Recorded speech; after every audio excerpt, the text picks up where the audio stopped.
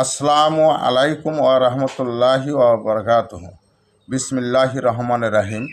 ধর্মের মূল উদ্দেশ্য আত্মশুদ্ধির মাধ্যমে আত্মজ্ঞান লাভ করে স্রষ্টার নৈকট্য লাভ করা। জয় গুরু। আল হাক্কু মররুন মানে সত্য পরিত্যাগ করা, ইহাই কোরআনের কথা।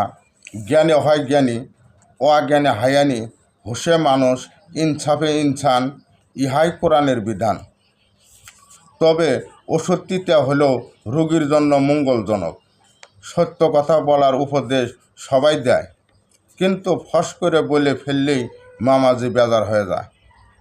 যুগে যুগে সত্যর উপর মিথ্যার হিমালয় রচিত রয়েছে কট্টর মৌলবাদী মোল্লা মৌলবীদের দ্বারা এবং এক শ্রেণীর ক্ষমতাসীনদের দ্বারা তাদের চরিতার্থ করার জন্য।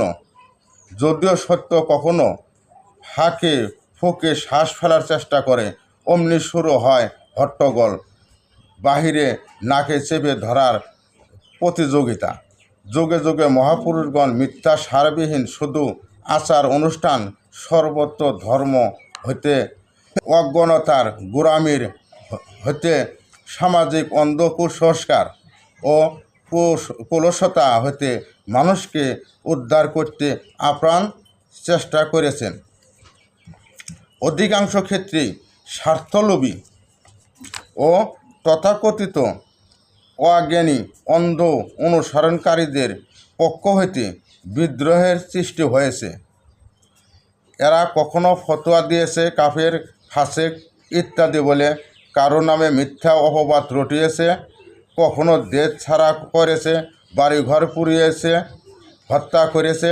তাদের তথাকথিত ধর্ম গেল বলে রাস্তায় চিৎকার করেছে। আসলে ধর্মের মূল উদ্দেশ্য হইল আত্মশুদ্ধির মাধ্যমে আত্মজ্ঞান লাভ করে স্রষ্টার নৈকট্য লাভ করা। জয় গুরু।